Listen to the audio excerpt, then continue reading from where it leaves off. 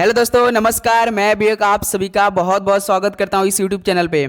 तो आप सब कैसे हैं? उम्मीद करता हूँ आप सब अच्छे होंगे, स्वस्थ होंगे। एमटीएस हवलदार एग्जाम की तैयारी काफ़ी अच्छे से आप लोग कर रहे होंगे। तो साथियों, आज की सेशन में हम लोग एसएससी को टक्कर देने वाला प्रश्न करने वाले, जो आपके पेपर में साथियों दो नृत्य से संबंधित, और नृत्य से वो नृत्य नहीं जो कि कौन इस नृत्य से संबंधित है, ये प्रश्न नहीं कि साथियों जो जैसा कि आपने देखा होगा एसएससी के पिछले वर्षों के पेपर में, या जो 2024 में एसएससी सवालों को बना रहा है, जैसे कि पूछ लेता है ना कि 2002 में उस नृत्यांगना को किसके लिए मतलब कि पद्म विभूषण या पद्म पुरस्कार मिलता है। इस टाइप का सवाल जो एसएससी बार बार सवाल पूछता है। तो आज की सेशन में साथियों टॉप 30 क्वेश्चन हम करेंगे। और याद रखिए, एसएससी मतलब कि हर बार ऐसा सवाल पूछता है, कभी मानता नहीं है। हर शिफ्ट में हर मतलब टॉपिक से ये सवाल आपको दे ही देता है। तो आज की सेशन में हम लोग साथियों टोटल नंबर आप क्वेश्चन 30 करेंगे।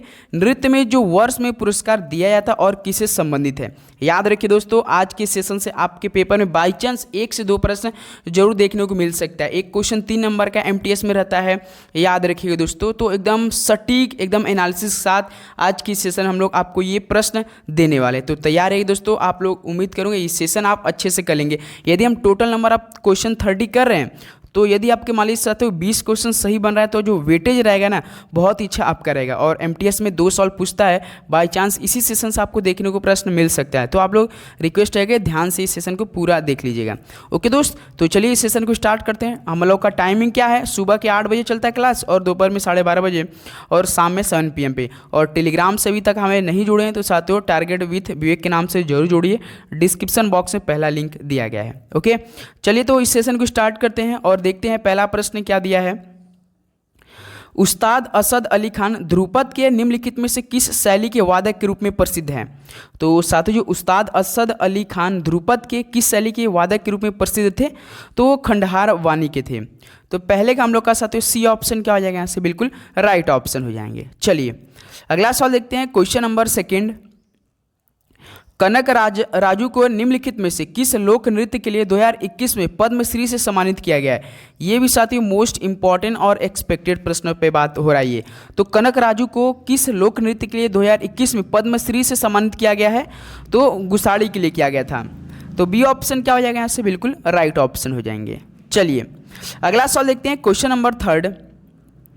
2015 में प्रख्यात नृत्यांगना और प्रतिपादक पद्मा सुब्रमण्यम को राज्य पर्यटन विभाग द्वारा स्थापित केरल के प्रतिष्ठित कोरियोग्राफी पुरस्कार निशा गांधी पुरस्कार के लिए चुना गया था। बताइए साथियों, जो 2015 में प्रख्यात नृत्यांगना और साथियों भरतनाट्यम प्रतिपादक पद्मा सुब्रमण्यम को राज्य पर्यटन विभाग द्वारा क्या किया गया था, जो स्थापित केरल के प्रतिष्ठित कोरियोग्राफी पुरस्कार एक था निशा गांधी से मतलब चुना गया था। भरतनाट्यम प्रतिपादक पद्मा सुब्रमण्यम थे। बी ऑप्शन यहाँ से क्या हो जाएगा आपका, बिल्कुल राइट ऑप्शन हो जाएंगे। इस तरह का आपने देखा होगा एसएससी साथियों हर शिफ्ट में सवाल पूछता है।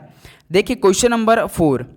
अमनूर माधव चाकियार को निम्नलिखित में से किस नृत्य शैली में उनको योगदान के लिए पद्मश्री से सम्मानित किया गया था। तो साथियों अमनूर माधव चाकियाकार को वो किस नृत्य शैली में उनके योगदान के लिए पद्मश्री सम्मानित किया गया है, तो वो कुटियाट्टम के लिए। तो ऑप्शन ए यहाँ से क्या हो रहा है दोस्त, बिल्कुल आपका राइट ऑप्शन हो जाएगा। उम्मीद करूँगा दोस्तों एकदम ध्यान से आप लोग इस सेशन के जितने भी प्रश्न करेंगे आप लोग अच्छे से याद कर लेंगे। देखिए क्वेश्चन नंबर आपका 5।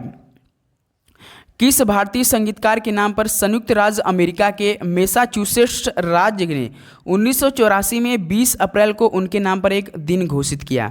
तो वो कौन थे, तो याद रखिए अमजद अली खान थे। तो दोस्त यहाँ से डी ऑप्शन क्या हो रहा है, बिल्कुल राइट ऑप्शन हो जाएंगे। चलिए नेक्स्ट अगला सवाल देखते हैं, क्वेश्चन नंबर 6। 2011 में किस अभिनेत्री तथा नर्तकी के पद्म भूषण पुरस्कार से सम्मानित किया गया था। तो 2011 में साथियों किस अभिनेत्री तथा नर्तकी को पद्म भूषण पुरस्कार से सम्मानित किया गया है, तो वहीदा रहमान है साथियों, वहीदा रहमान है। बी ऑप्शन इस तरह से क्या हो रहा है, बिल्कुल हम लोग का राइट ऑप्शन हो जाएंगे। चलिए दोस्त अगला सवाल देखते हैं, क्वेश्चन नंबर 7। सुतापा तालुकदार किस भारतीय शास्त्रीय नृत्य शैली से संबंधित है। जो साथी सुतापा तालुकदार थी ये उड़ीसी भारतीय शास्त्रीय नृत्य शैली से संबंधित रखती थी। बी ऑप्शन क्या हो जाएगा आपका, उड़ीसी, बिल्कुल आपका राइट ऑप्शन हो जाएंगे। ओके चलिए अगला सवाल देखते हैं, क्वेश्चन नंबर 8। तलत अजीज मुख्य रूप से एक गायक है। तो साथियों जो तलत अजीज मुख्य रूप से एक गज़ल गायक है। तो यहाँ से ऑप्शन सी क्या हो रहा है, बिल्कुल राइट ऑप्शन हो रहेंगे। चलिए अगला सवाल देखेंगे, क्वेश्चन नंबर 9।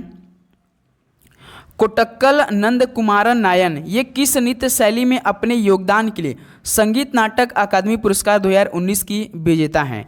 ये भी साथियों वेरी वेरी मस्ट इंपॉर्टेंट सवाल है, आप लोग ध्यान से इस सवाल को पढ़ लेंगे।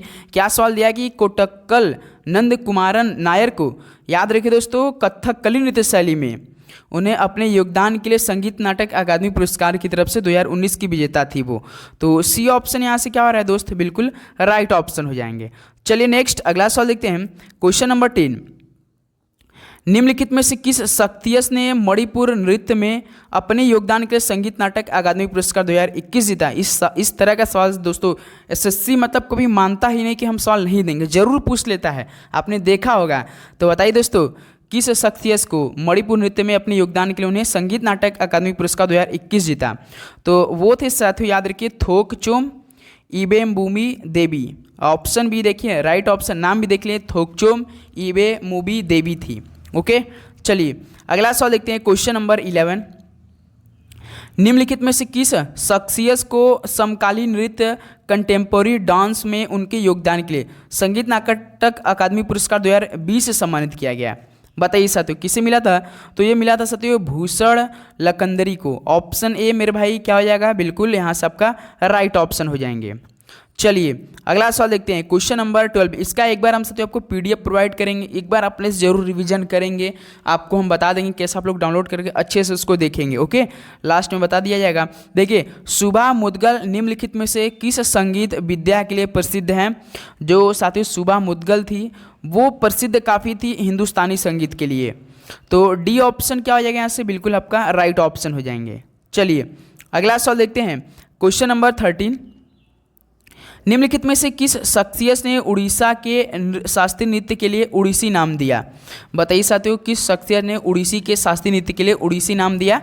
तो ये दिया था साथियों कविचंद्र कालीचरण पटनायक ने दिया था। ऑप्शन ए क्या हो जाएगा, तो आपका बिल्कुल राइट ऑप्शन हो जाएगा। एमटीएस में सिलेक्शन चाहिए साथियों, तो आपको हर एक टॉपिक से, हर तरह से, जिस तरह से एसएससी सॉल्व बना रहा है 2024 में, बिल्कुल वैसे ही एसएससी के पीछे पकड़ के चलना है। तो हम आपको डेली शाम को 7 PM पे वही क्लास प्रोवाइड कर रहे हैं साथियों। तो इसलिए आप सभी से रिक्वेस्ट की, चैनल पर नए हैं तो आप लोग सब्सक्राइब करके यार सभी लोग नोटिफिकेशन बेल को ऑन करके रखिएगा, तभी आपको यहाँ 10 दिन में हम लोग की तैयारी काफ़ी दमदार तरीके से होने वाली है। देखिए क्वेश्चन नंबर आपका 14। उस्ताद हस्सू खान संगीत के निम्नलिखित में से किस घराने के संस्थापकों में से एक थे? तो उस्ताद जो हस्सू खान थे साथियों, वो संगीत के ग्वालियर घराने के एक प्रकार के संस्थापकों में से एक थे। तो सी ऑप्शन क्या आ जाएगा यहाँ से, बिल्कुल राइट ऑप्शन हो जाएंगे। ओके ग्वालियर के थे उस्ताद हस्सू खान, ओके संस्थापकों में से एक थे ग्वालियर के। चलिए अगला सवाल देखते हैं, क्वेश्चन नंबर 15। किस भारतीय संगीतकार ने 1994 राय कुडर के साथ a meeting boy the river के ग्रैमी पुरस्कार जीता था? तो बताइए साथियों, किस भारतीय संगीतकार ने 1994 में राय कुडर के साथ a meeting by the river के ग्रैमी पुरस्कार जीता था? तो वो साथियों विश्व मोहन भट्ट थे। बी ऑप्शन क्या हो जाएगा यहाँ से, बिल्कुल राइट ऑप्शन हो जाएंगे। चलिए दोस्त अगला सवाल देखते हैं, क्वेश्चन नंबर देखिए 16। निम्नलिखित कथक नर्तकियों में से किसे गुरु गोपीनाथ राष्ट्रीय पुरस्कार 2021 से सम्मानित किया गया? तो बताइए साथियों, ये कुमुदनी लखिया किया गया था। ये भी मोस्ट इंपॉर्टेंट और एक्सपेक्टेड प्रश्न साथियों, याद रखिएगा। कुमुदनी लखिया का नाम कम से कम 2 से 3 बार आपके एसएससी से ने सवाल पूछा है। तो इस तरह से ऑप्शन सी बिल्कुल राइट हो जाएगा। चलिए दोस्त अगला सवाल देखते हैं, क्वेश्चन नंबर 17। निम्नलिखित में से किस कलाकार ने 1975 में मीना गुर्जर के लिए सर्वश्रेष्ठ अभिनेत्री का पुरस्कार जीता था? बताइए, किस कलाकार ने 1975 में मीना गुर्जरी के लिए सर्वश्रेष्ठ अभिनेत्री का पुरस्कार जीता था? तो साथियों मल्लिका साराभाई है। ये भी नाम भी काफ़ी फेमस है, मल्लिका साराभाई। तो डी ऑप्शन यहाँ से क्या हो जाएगा, बिल्कुल राइट हो जाएगा। चलिए अगला सवाल देखते हैं साथियों, क्वेश्चन नंबर 18।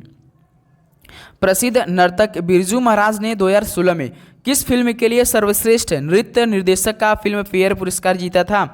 तो वो जीता था साथियों बाजीराव मस्तानी के लिए। याद रखिए, जो प्रसिद्ध नर्तक बिरजू महाराज जी थे 2016 में वो फिल्म सर्वश्रेष्ठ के लिए नृत्य निर्देशक का फिल्म फेयर पुरस्कार जीता था, तो बाजीराव मस्तानी के लिए।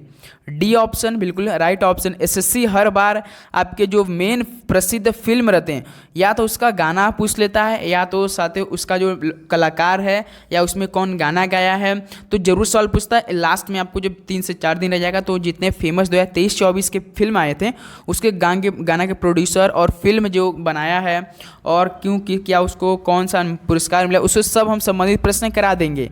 देखिए क्वेश्चन 19 देखिए, निम्नलिखित में से किस गायक को दादा साहेब फाल्के पुरस्कार से सम्मानित किया गया है? तो साथ ही आशा भोसले को किया गया है। ऑप्शन के हिसाब से डी ऑप्शन क्या हो जाएगा? बिल्कुल राइट हो जाएगा। ओके चलिए अगला सवाल देखते हैं। क्वेश्चन नंबर 20, प्रसिद्ध वादक पंडित राम नारायण निम्नलिखित में से किस वाद्य यंत्र को बजाने के लिए जाने जाते हैं? तो प्रसिद्ध वादक पंडित राम नारायण कौन सा वाद्य यंत्र बजाने के लिए जाने जाते हैं? तो सर जी ये आपका सारंगी बजाने के लिए जाने जाते हैं। ऑप्शन ए क्या हो जाएगा मेरे भाई यहाँ से? बिल्कुल आपका राइट ऑप्शन हो जाएंगे। ओके चलिए अगला सवाल देखते हैं। क्वेश्चन नंबर 21, बी हेरबनाथन जिन्हें 2013 में संगीत नाटक अकादमी पुरस्कार से सम्मानित किया गया था, वह एक कौन से नर्तक थे? बताइए। बी हेरबनाथ जिन्हें साथ ही 2013 में उन्हें संगीत नाटक अकादमी पुरस्कार से सम्मानित किया गया था, तो वो मतलब एक भरतनाट्यम नर्तक थे।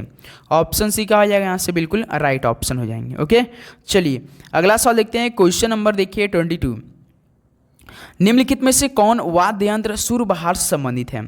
तो इनमें से वाद्य यंत्र सुरबहार से संबंधित है तो अन्नपूर्णा देवी जी हैं। ऑप्शन ए क्या हो जाएगा साथियों? तो हम लोग का ए बिल्कुल राइट ऑप्शन हो जाएंगे। चलिए अगला सवाल देखते हैं। क्वेश्चन नंबर 23, सभी दोस्त बताएंगे जब हम सवालों को पढ़ रहे हैं तो आपका ऑप्शन आ जाना चाहिए दोस्तों। यदि आपको किसी भी आंसर का राइट आपको आ रहा है आंसर तो आप हमें देने का प्रयास कीजिए और लास्ट में आप सभी का 30 में से कितना स्कोर बनेगा ये भी आप हमें बताइएगा। तानसेन जो अकबर के नवरत्नों में शामिल थे, निम्नलिखित में से किस वाद्य यंत्र के वादन में निपुण थे? बताइए। तानसेन साथियों किस यंत्र के वादन में निपुण थे वो, जो कि अकबर के नवरत्न में भी शामिल थे? ये रबाब के लिए काफ़ी फेमस थे। डी ऑप्शन क्या हो जाएगा? बिल्कुल राइट ऑप्शन हो जाएंगे। ओके चलिए अगला सवाल देखते हैं। क्वेश्चन नंबर 24, प्रसिद्ध संगीतकार फयाज खान किस वाद्य यंत्र से संबंधित है? तो साथियों फयाज खान थे जो कि वो काफ़ी तबला में वाद्य यंत्र से संबंधित थे, तबला से। ऑप्शन सी क्या आ जाएगा? बिल्कुल राइट हो जाएगा। चलिए दोस्त अगला सवाल देखते हैं। क्वेश्चन नंबर 25, बांसुरी वाद्य किस प्रकार के वाद्य यंत्रों की श्रेणी में आता है? ये भी सवाल थियो इंपॉर्टेंट सवाल बनेंगे और इसे आप लोग एक्सपेक्टेड के रूप में मान के चलेंगे क्योंकि इस तरह का सवाल जरूर एसएससी पूछता है। तो बताइए कि बांसुरी वाद्य किस प्रकार के वाद्य यंत्रों की श्रेणी में आता है? तो ये साथियों सुशीर वाद्य के श्रेणी में आता है। तो बी ऑप्शन यहाँ से क्या हो जाएगा? बिल्कुल राइट ऑप्शन हो जाएंगे। चलिए दोस्त नेक्स्ट अगला सवाल देखते हैं। क्वेश्चन नंबर 26, पेना नामक पारंपरिक बंधन वाद्य यंत्र निम्नलिखित में से किस राज्य से संबंधित है? बताइए। पेना साथियों ये वाद्य यंत्र है एक प्रकार का जो कि किस राज्य से संबंधित है? तो सर जी ये मणिपुर से संबंधित है। डी ऑप्शन बिल्कुल राइट ऑप्शन। पेना आपका मणिपुर राज्य से संबंधित एक प्रकार का बंधन वाद्य यंत्र है। चलिए दोस्त अगला सवाल देखते हैं। क्वेश्चन नंबर 27, खुआग किस राज्य का एक पारंपरिक संगीत वाद्य यंत्र है? बताइए सर खुआग किस राज्य का एक पारंपरिक संगीत वाद्य यंत्र है? तो ये मिजोरम का है। डी ऑप्शन बिल्कुल राइट हो जाएगा। ओके दोस्त चलिए अगला सवाल देखते हैं। क्वेश्चन नंबर 28, शहनाई एक सरकंडा युक्त वाद्य यंत्र यानी रीड इंस्ट्रूमेंट है, इसमें नलिका के ऊपर कितने छिद्र होते हैं? ये भी सवाल पूछ लेता है। बताइए। शहनाई एक सरगंडा युक्त वाद्य यंत्र यानी रीड इंस्ट्रूमेंट है, तो इस नलिका में साथियों टोटल आपका 7 मतलब के ऊपर जो होते हैं ना छिद्र रहते हैं ऐसे ऐसे। तो इस तरह से बी ऑप्शन 7 बिल्कुल राइट ऑप्शन हो जाएंगे। चलिए दोस्त अगला सवाल देखते हैं। क्वेश्चन नंबर 29, निम्नलिखित में से कौन सा वाद्य यंत्र ठोस यंत्र है? तो इनमें से याद रखिए दोस्तों जो घन वाद्य ना ये यंत्र काफ़ी ठोस यंत्र है। तो बी ऑप्शन इस तरह से क्या हो रहा है? बिल्कुल राइट ऑप्शन हो जाएंगे। ओके दोस्त 29 का बी ऑप्शन बिल्कुल राइट हो जाएगा।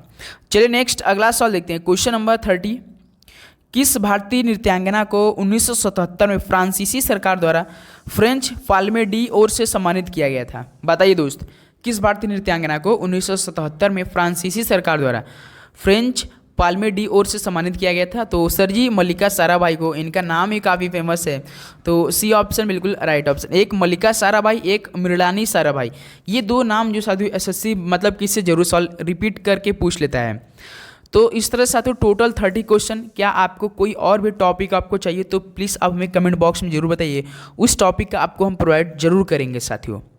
तो आज की सेशन में टॉप 30 क्वेश्चन और एसएससी का साथियों जो कि फेवरेट सॉल्व इसमें बनता है, और बाई चांस आपका लक साथ दिया तो बाई चांस इसी से सेशन से आपको प्रश्न देखने को मिल सकता है।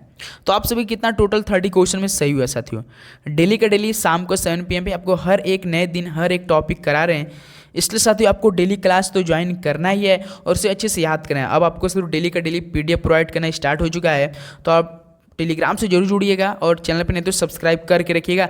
अब यहाँ से आपके जो क्लास होती है सुबह 8 बजे और दोपहर 12:30 बजे साथियों, और 7 PM में जो इस समय आप लोग क्लास देख रहे हैं और काफ़ी दमदार तरीके से होने वाली है। ओके, तो आप लोग बिल्कुल बी पॉजिटिव बी कॉन्फिडेंस साथ तैयारी कीजिए, क्योंकि अब 20 तारीख हो चुका है। मुश्किल साथियों 9 दिन एग्जाम से रह चुका है, तो हम इन 9 दिनों में हमें एकदम जी जान से तैयारी करना है। ओके दोस्त, सो चलिए मिलते हैं कल सुबह 8 बजे एक नए सेशन के साथ, दमदार सेशन के साथ। सभी को एग्जाम के लिए बेस्ट ऑफ लक, पढ़ाई करते रहिए। All the very best. धन्यवाद, सभी को शुभ रात्रि।